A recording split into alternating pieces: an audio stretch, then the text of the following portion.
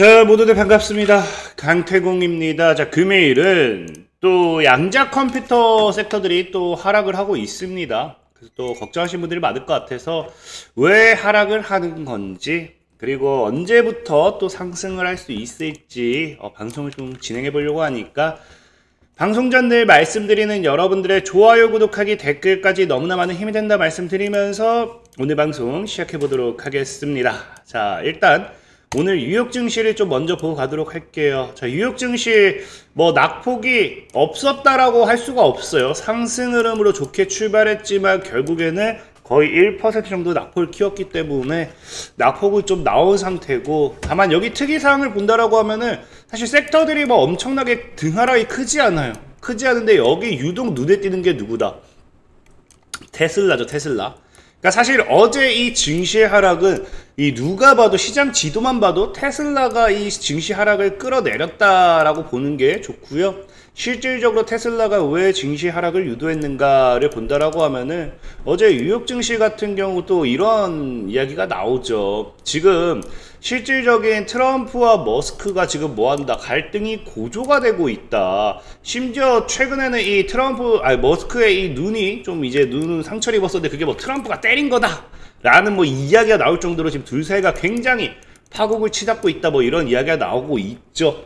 실질적으로 지금 트럼프 대통령이 지금 이제 그전에는 브로맨스를 보여줬다라고 하면은 이제는 뭐다? 이제 소셜에다가 머스크를 가리켜가지고 미친 사람이라고 표현을 했다라는 거예요. 그러면서 향후 머스크가 이끄는 기업들에 대한 정부 계약 축소라든지 이런 것들 그런 것들에 대한 우려가 번지면서 아까 있던 테슬라가 마이너스 14% 하락하는 요인이 되겠죠. 근데 재밌는 거는 사실 어제가 원래 증시가 좀 올라줘야 정상이에요. 올라줘야 정상한 이유가 뭐냐고 하면은 사실상 어제 이제 뭐가 나왔냐고 하면요, 이제 미중 양국 이제 통화를 끝냈고 트럼프 대통령이 굉장히 좋은 통화였다, 매우 좋은 통화였다라고 발언을 했기 때문에 사실 그간의 또 관세에 대한 불확실성이 좀 어느 정도 다시 거치면서 원래는 상승 마감을 해줘야 돼요. 그래서 아까 장초 상승을 하다가 이거를 찍어 누르면서 테슬라가 어디 올라가 내려와 하면서 같이 내려가는 그런 모습이었다라는 거겠죠. 그래서 사실 뉴욕 증시 같은 경우는 지금 이 하락은 하고 있지만 하락에 대해서 크게 걱정할 건 없다라고 볼 수 있는 게, 특정 기업 하나의 하락이 될 거지 이게 다른 섹터들을 견인하지는 못할 거다. 만약에 다른 섹터들이 견인해서 하락을 유도한다라고 하면은 그게 오히려 저가 매수의 기회가 될 수도 있다라는 거예요. 그러면서 그 와중에 아마 같이 타격을 받고 있는 게 저는 또 양자 컴퓨터 관련되어 있는 섹터들이 아닌가 싶어요. 아이온큐를 비롯해서 전체적으로 하락하는 거 우리가 확인해 보실 수 있죠.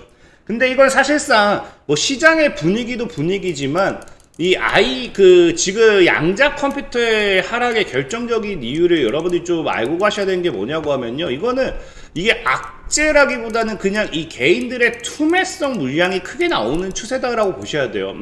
그래서 제가 실질적으로 과거에도 이제 최근에도 얘기했던 게, 어쨌든 양자 컴퓨터 대장은 우리가 아이온큐다 라고 생각을 하잖아요.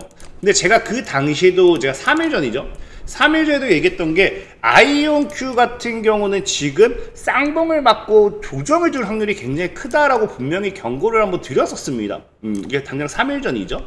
자, 아이온큐가 빠지면 빠질수록 큰 돈이 될 겁니다라고 하면서 이게 지금 쌍봉 맞고 빠질 확률이 크다. 그래서 제가 예전에도 얘기했지만 아이온큐는 늘 어디를 조심하셔야 된다?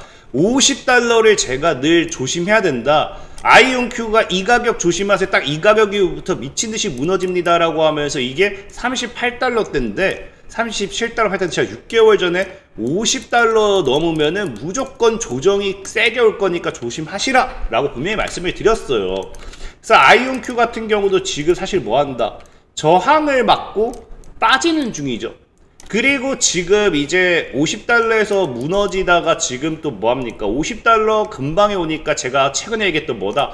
쌍봉에 따른 이제 쌍봉 플러스 50달러 고점 저항에 따른 압박으로서 하락 리스크를 키우고 있다는 거예요. 그러니까 지금 아이온큐가 무너지는 가장 근본적인 이유는 이 저항을 뚫을 만한 사실상 강한 모멘텀의 부재다라고 보시는 게 좋아요. 과거 이제 양자 컴퓨터 상용화 기대감으로 올라갔다가 무너지고 다시 상용화 기대감 좀 치나 싶었더니 또 무너지고, 이거 뒤에 또 설명드리겠지만, 그러니까 지금 강한 이 모멘텀의 부재가 되니까 쌍봉을 맞고 조정을 주는 건 어쩔 수가 없어요. 근데 사실 이게 아이온큐만 그러냐? 아니에요. 지금 모든 양자 컴퓨터의 차트들이 똑같다라는 겁니다. 실질적인 실스크 같은 경우도 본다라고 하면은 과거 고점까지는 올라가지 못한다 하더라도 저항을 지금 맞고 죽는 모습이 보여지고 있고요. 리게틱 컴퓨팅 같은 경우도 저항 맞고 조정이 들어오기 시작하고요. 퀀텀 컴퓨팅 같은 경우도 저항 맞고 지금 조정이 들어오기 시작하는 거예요. 그러니까 지금 모든 양자 컴퓨터 섹터들은 지금 뭘 가지고 가고 있느냐? 저항이라는 구간에서 지금 뭐 해요? 하락 조정이 나오고 있다라는 거예요. 그럼 저항을 받는 이유는 뭐 때문이겠어요? 과거 이 고점대를 뚫어냈던 만큼의 강한 이슈의 사실상은 부재다라는 거겠죠. 그러다 보니까 사실 여기서 오히려 억울한 애는 누가 되느냐? D웨이브 퀀텀이 된다는 거죠. D웨이브 퀀텀은 보다시피 저항을 맞고 무너지는 게 아니라 뚫어냈어요. 그럼 D웨이브 퀀텀은 왜 뚫어냈느냐를 놓고 본다라고 하면은 제가 아까도 얘기했죠. 강한 이슈의 부재다. 근데 D웨이브 퀀텀은 강한 이슈가 있었느냐를 놓고 본다라고 하면 있었다라는 거죠. 실질적으로 D웨이브 컴퓨터가 최근에 뭘 밝혔습니까?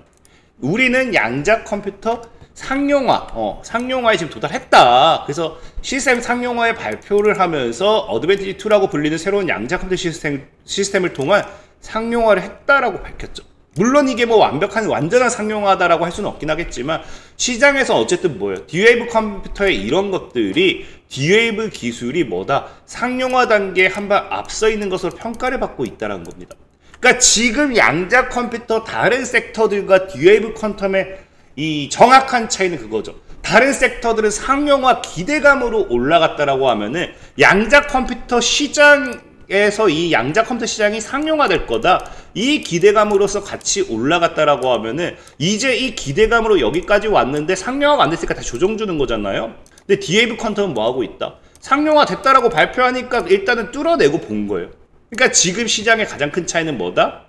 과거 이제 젠슨왕이 얘기했던 양자 컴퓨터 상용화가 멀었느냐 틀렸느냐 이 차이라는 거예요. 그러니까 정말 지금 이제 시장에서는 가능하냐 못하냐 이거고요. 과거 이제 이 하락폭이 커질 수밖에 없는 게 제가 이제 개인의 투매다라고 하는 이유가 뭡니까? 과거 양자 컴퓨터 상용화 기대로 올렸던 구간까지 올렸어요. 근데 아까 D웨이브 퀀텀처럼 이제 상용화 이런 게 안 나오고 있고 계속 상용화가 안 나오고 있잖아요. 그럼 뭐가 되냐고 하면은 이때 우리 젠슨왕 때문에 갑자기 폭락을 단 이틀 만에 50% 반토막 나는 거 경험했잖아요. 그러니까 이때 뭐가 돼요? 이때 경험했던 사람들이 다시 본전 구간으로 올라오니까 여기서 빠질 때 춤에 이렇게 해가지고 본전 구간까지 올라오니까 뭐예요? 이때 기억으로서 팔고 도망가는 거죠. 그러니까 지금 현재 양자 컴퓨터의 이 하락은 결국 뭐 때문이다? 개인들의 투매 때문이다. 투매 때문이다라고 보시면 좋아요. 그래서 이거는 뭐 어쩔 수가 없는 거예요. 이 개인들한테 붙잡고 있자고 해봐야 시장 분위기, 특히나 지금 최근 테슬라 급락 나오는 거 보세요. 어제 테슬라의 14% 급락 보면서 과거 양자 컴퓨터의 또 한 30% 하루에 30% 이런 급락이 다시 기억나기엔 충분하다는 거겠죠. 그래서 지금 당장 상용화에 대한 기대감이 적은 기업들일수록 낙폭을 더 키웠다라고 보시는 게 좋고요.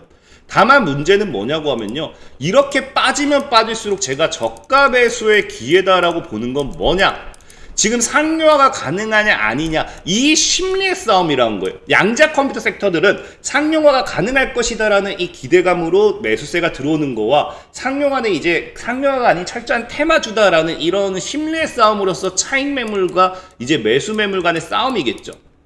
근데 실질적으로 저는 이 저가 매수의 기회가 될 거다라고 이야기한 게 뭐냐, 당장 2년 내로 뭐예요? 완전 양자 컴퓨터는 아니어도 하이브리드 양자 컴퓨터가 등장할 거래요. 왜? 뭐를 슈퍼컴과 결합하면은. 그럼 이 양자 우위에 앞서면서 양자 컴퓨터를 통해 가지고 뭘 하게 됩니까? 하이브리드 양자 컴퓨터 통해서 완전 양자 컴퓨터까지 또 단기간에 도달하게 된다라는 거예요. 그러니까 양자 컴퓨터는 보다 빠르게 이제 우리 산업에 자리 잡기 시작하겠죠. 특히나 오늘 뉴스 나온 게 우리 한국 연구진이 뭐한다, 세계 처음으로 양자거리를 측정 성공하면서 양자 산업에 응용할 될 수 있을 거다라는 이런 기대감이 나오면서 양자 컴퓨터는 정말 머지 않았음을 또 나타내는 게 아닌가 좀 생각을 해봐요.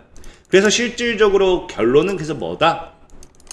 뉴욕 증시는 테슬라의 하락으로 인한 하방 압력을 받고 있는 중입니다. 그래서 시장 전체 악재가 아닌 테슬라 개별 악재로 인한 하방 압력이기 때문에 오히려 다른 섹터들이 같이 빠진다라고 하면 저가 매수의 기회가 될 수 있을 거고요. 특히나 그 중에서 양자 컴퓨터의 하락은 오히려 이런 분위기 속에서 동반 하락으로 인한 건강한 조정 신호로 보고 있습니다. 그래서 양자 컴퓨터는 결국은 AI와 동일해요. 우리가 AI 로봇은 언젠가는 우리에게 언젠가는 이게 상용화 될 거고 자리 잡을 거고 이런 생각을 하다 보니까 어느새 우리 옆에 와 있는 것처럼 양자 컴퓨터의 상용화도 언젠가는 어느새 여러분들 옆에 자연스럽게 다가와 있을 거예요. 그래서 무리한 상방 매수가 아니라 오히려 저가 매수의 기회로서 빠질 때 주워 담는 것도 나쁜 게 아니다라는 거겠죠. 그런 부분 참고하시면 좋을 것 같다라고 말씀드리면서 오늘 방송 마무리하도록 하겠습니다. 자, 지금까지 강태공이었고 여러분들 좋아요, 구독하기, 댓글까지는 너무나 많은 힘이 된다 말씀드리면서 자 모두들 안녕.